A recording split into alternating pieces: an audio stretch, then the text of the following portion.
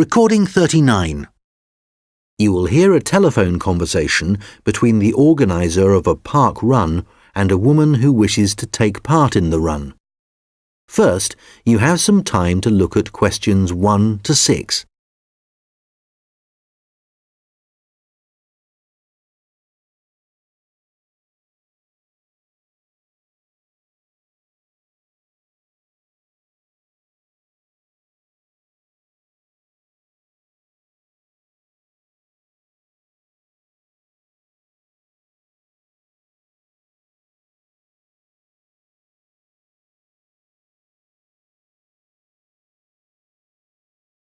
Good morning, Dave Smith speaking. Hi, could I speak to the organiser of the Preston Park Run? Yes, that's me. Great. I was talking to some friends of mine about the run, and they suggested I contact you to get some more details. Sure. What would you like to know? Well, they said it takes place every Saturday. Is that right? Yes, it does. Okay, great. Do you know where the park is? Oh, yes, I've been there before, but it's quite big and I'm not sure where to go. Well, there's a circular track that goes right around the park. The run starts at the cafe, goes past the tennis courts, then twice around the lake and finishes back where it started. Okay, and what time is the run? Well, the actual run begins at 9 a.m, but the runners start arriving at about 8:45. Okay, so I need to get up early Saturday morning then. And how long is the run? Well, it used to be 3 kilometres, but most people wanted to do a bit more than that, so we lengthened it to 5 kilometres. We now go round the lake twice, and that adds an extra 2 kilometres. Right. Not sure I've ever run that far, so I'd better start doing a bit of training. That's a good idea. But it's not a race, it's really just for fun. And the best thing would be to take it easy the first few times you do it, and then see if you can gradually improve your time. Is the run timed then? How do I know how well I've done? When you cross the finish line, you'll be given a barcode, and you take this to one of the run volunteers who will scan it. Then you can get your time online when you go home. Oh, I see. You collect all the results. Exactly. I see. That's great.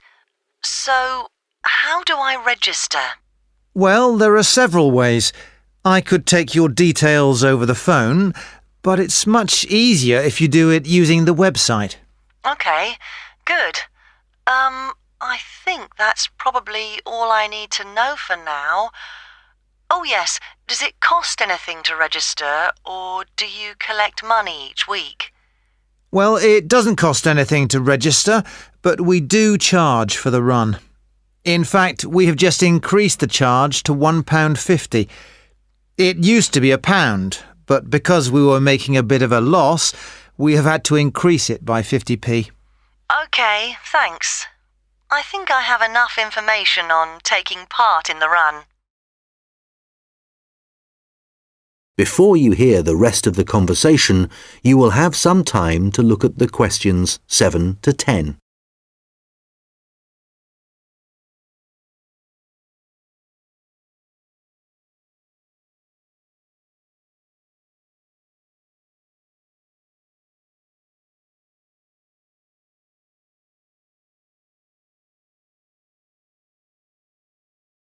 Now listen and answer questions 7 to 10.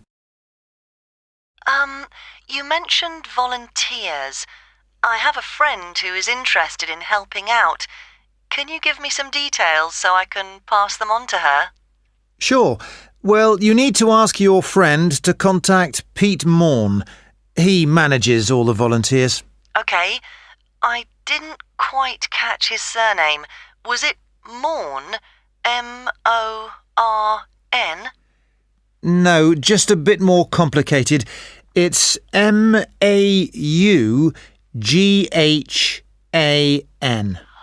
Right, thanks. And could you give me his phone number? Yes, just a moment. It's here somewhere. Let me just find it. I've 2 numbers for him. I think the one that begins 01273 is an old one, so use this one.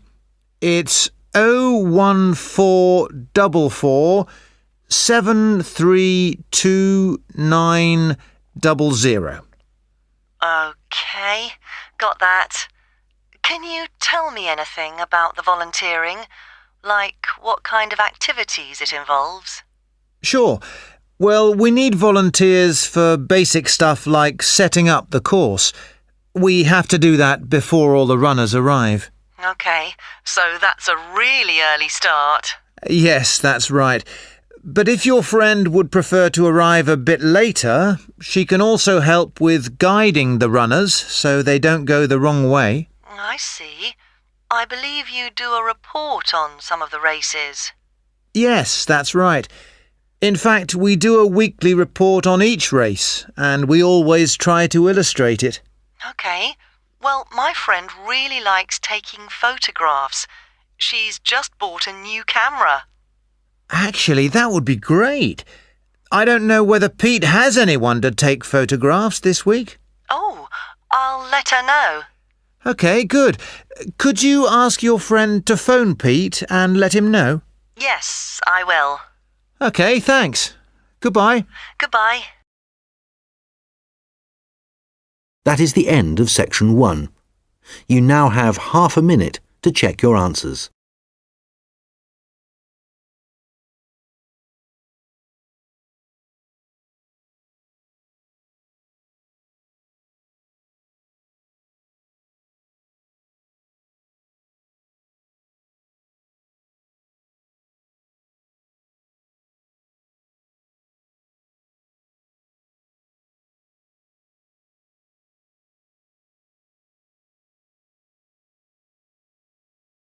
Now turn to section 2. Recording 40. You will hear a recorded message about a bus tour. First, you have some time to look at questions 11 to 14.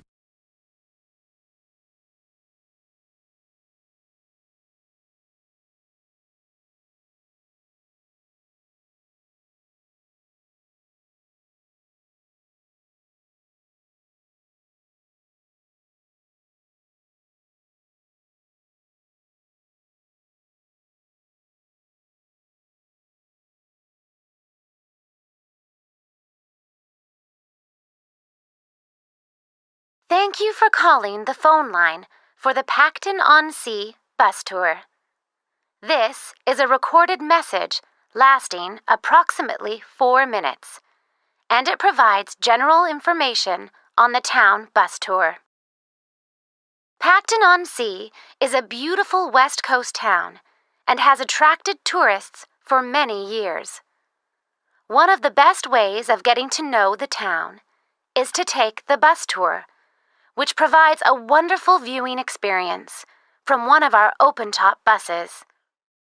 The tour is a round trip of the town, and there are a total of 4 stops where passengers can get on and off the bus. A lot of people start at the first stop, which is at the train station, as this is where many tourists arrive in the town. The next stop after the station is the aquarium, which is famous for its dolphin show, and which has recently expanded to include sharks. This is well worth a visit and is very reasonably priced. Leaving the aquarium, the bus tour goes along the coast road and after a few kilometers comes to the old fishing village, where you can get off to stroll along the waterfront. There are some original buildings here, but most of the area has been modernized and is now used as a harbor for all kinds of sea craft, including yachts and some amazing powerboats.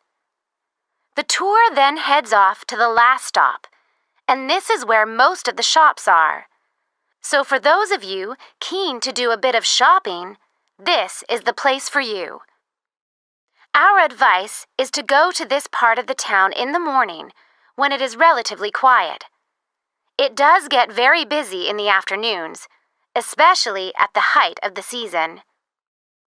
This area of the town includes an ancient water fountain where many people like to have their photograph taken, so do look out for this. Before you hear the rest of the conversation, you will have some time to look at the questions 15 to 20.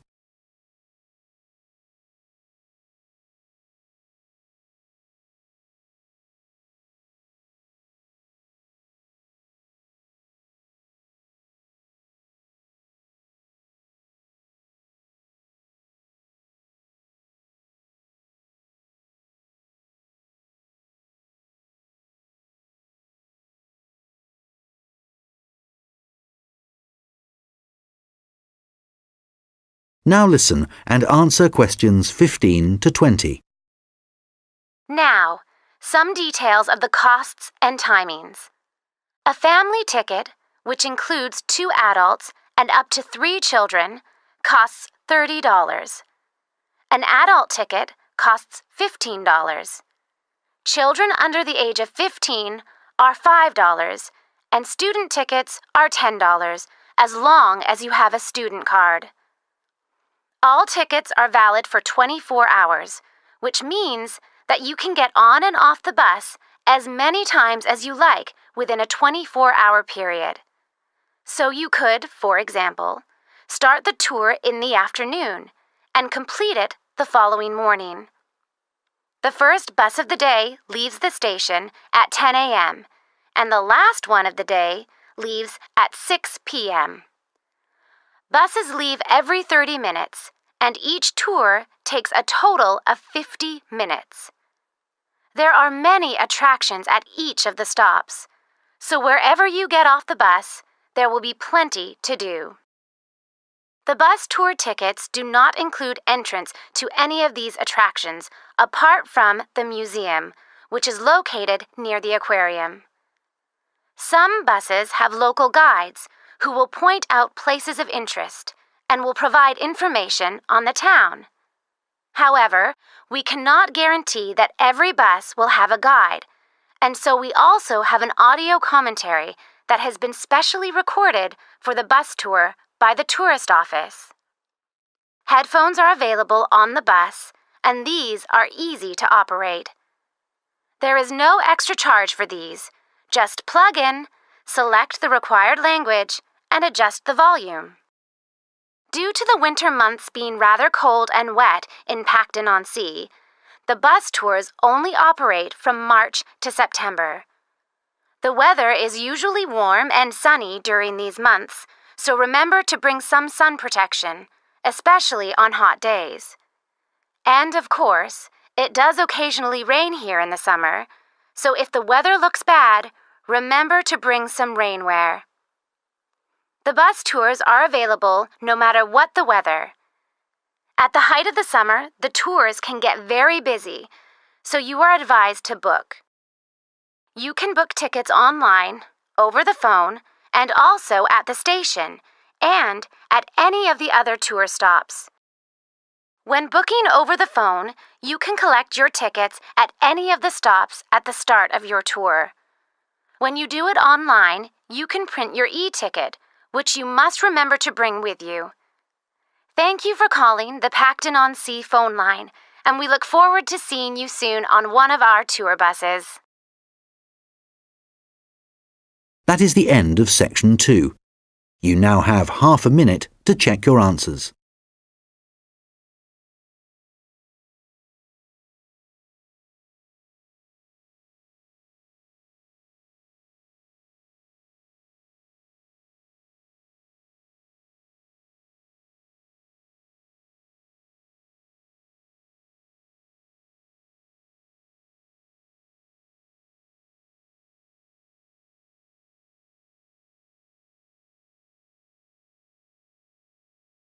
Now turn to section 3. Recording 41. You will hear a conversation between an admissions officer and a manager from the university's technologies department. First, you have some time to look at questions 21 to 26.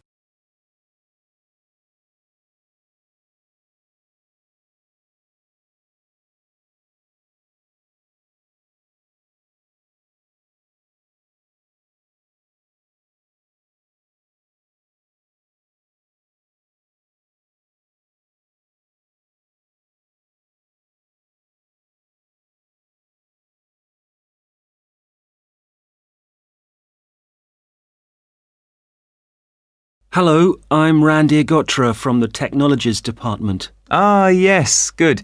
I'm Dave Hadley. Thanks for coming to see me. That's okay. I believe you want us to do some work for you. Yes, that's right. I'm responsible for student admissions to the college, and I use a computer system to help process student enrolments and to do the timetabling. But it really doesn't suit the way we work these days. It's over 10 years old, and although it was fine when it was first introduced, it's just not good enough now. Okay, what problems are you experiencing? Well, 20 years ago, the college was quite small, and we didn't have the numbers of students or tutors that we have now. So the system can't handle the increasing volumes? Well, there's a lot more data now, and it sometimes seems the system has crashed, but in fact, it just takes ages to go from one screen to the next. Right. Is that the only problem? Well, that's the main one, but there are others.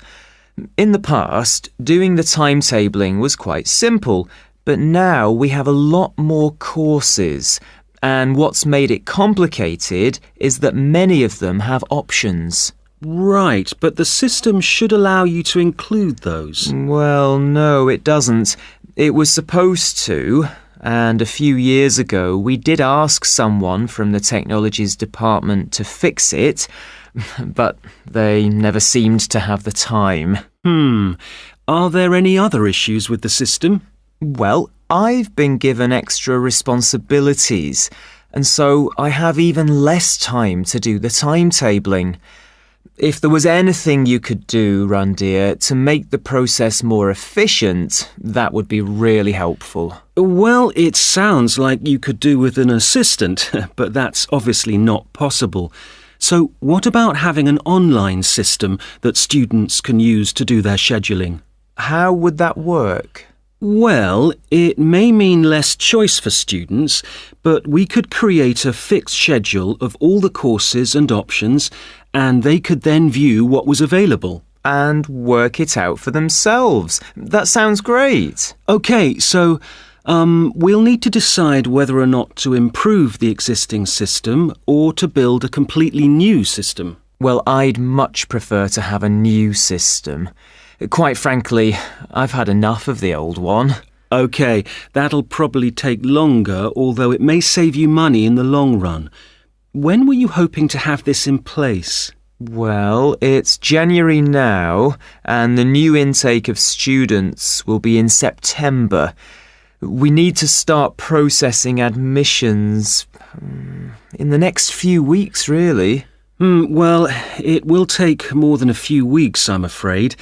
As an initial estimate, I think we'll be looking at April or May to improve the existing system, but for a new system, it would take at least 9 months. That would be October at the earliest.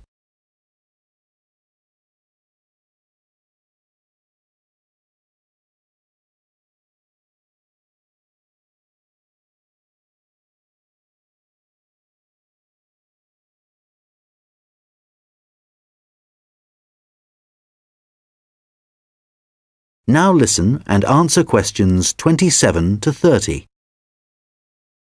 What are the next steps if we are to have a new system?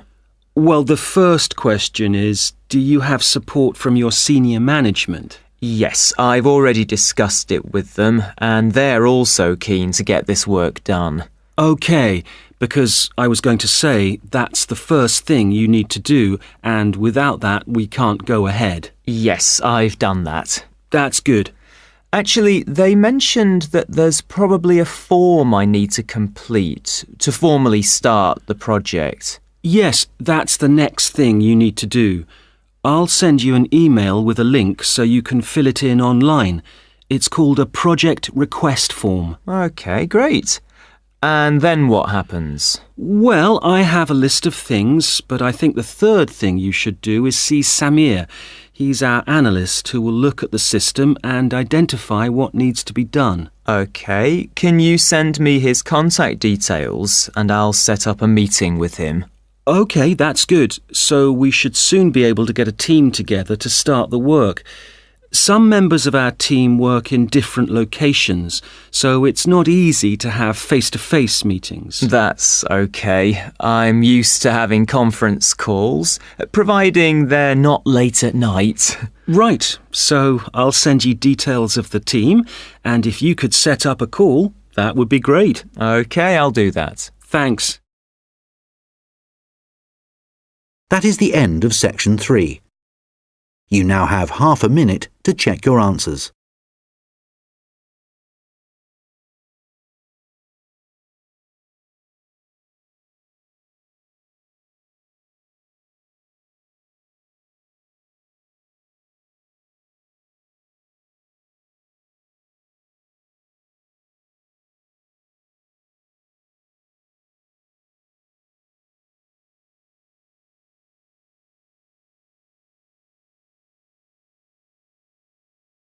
Now turn to section 4.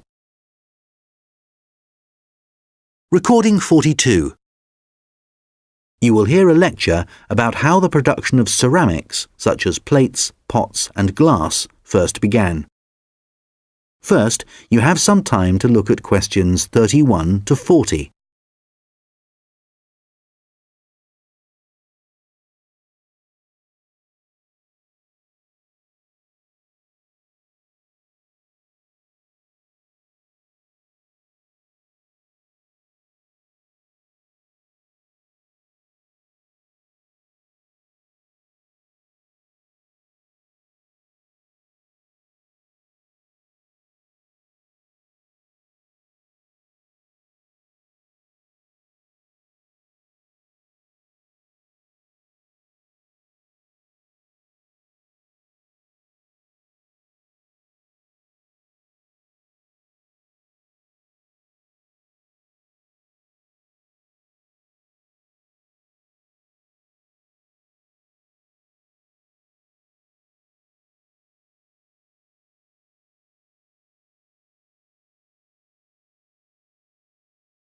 Now listen carefully and answer questions 31 to 40.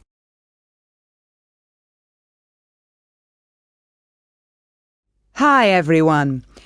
Today I'm going to be talking about the origins of ceramics. So first of all, let's start off with, what is a ceramic? Well, generally speaking, ceramics are what you get when you apply heat to certain inorganic, non-metallic solids and then allow them to cool. And examples of ceramics are everyday things like earthenware pots, crockery, glassware, and even concrete. So how did it all begin? Well, it all started around 29,000 years ago, when humans discovered that if you dig up some soft clay from the ground, mould it into a shape, and then heat it up to a very high temperature, when it cools, the clay has been transformed into something hard and rigid. And so what did those first humans do with their discovery? Well, they created figurines, which were small statues and which depicted animals or gods or any shape that the clay could be moulded into. And all this activity was centred around southern Europe, where there is also evidence of ceramics that were created much later. The early humans also found a practical use for their discovery, such as storing things like grain, although there were drawbacks. The pots were porous.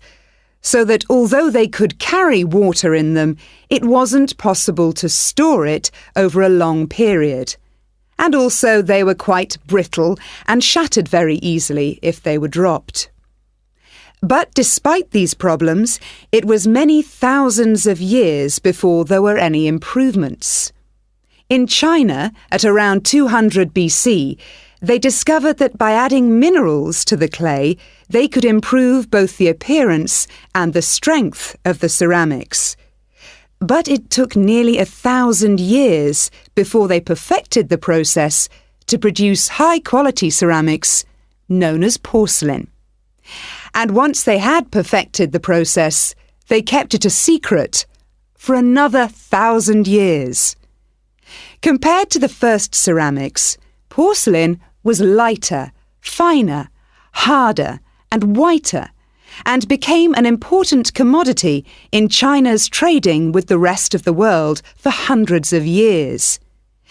In fact, it became so valuable that it was known as white gold, and spies were sent to China to discover what they did to the clay to produce such high-quality merchandise. It wasn't until the 18th century that the secret began to unravel. A German alchemist called Johann Friedrich Böttger was asked by the king to make gold out of lead. Unfortunately, Böttger failed to achieve this and soon gave up.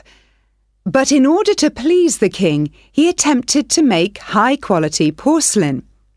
And after many years of experimentation, he discovered that by adding quartz and a material called China stone to very high-quality clay, he managed to get the same results that the Chinese had been achieving for the last 1,000 years.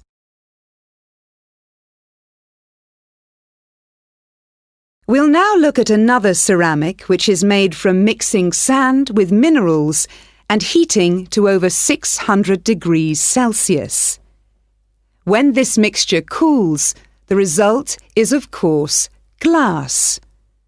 The main difference between ceramics made from clay and glass is that clay is made up of crystalline plates which become locked together in the cooling process, whereas glass cools too quickly for crystals to form. Apart from that, the process of heating up naturally occurring materials to transform them is the same. The origins of glass date back to 3,500 BC, but it wasn't until the Roman Empire 2,000 years ago that the art of glassblowing and the practical uses of glass became more widespread. One of the more innovative uses was to use it in windows, as up until then they had just been holes in walls. It must have been very drafty in those days. The Romans were also responsible for inventing concrete, and although the origins are uncertain, experts think that this is largely due to the high level of volcanic activity in the area. The Romans observed that when volcanic ash mixes with water and then cools, it gets extremely hard and almost impossible to break up. The chemical reaction that follows is very complex and continues for many years, and the concrete just keeps getting harder. Evidence of this are the numerous Roman remains that are still standing, many of which are almost completely intact. One of the most important facts about concrete for the Romans was that it can be created underwater. As the Roman Empire grew, the Romans needed to take control of the seas, and for this they needed to build harbours capable of holding a fleet of ships. Pouring concrete mixture into the sea immediately started the hardening process, and rather than just dissolving in the mass of water, the substance was tough and long-lasting. This strange characteristic of concrete made a significant contribution to the success of the Roman Empire.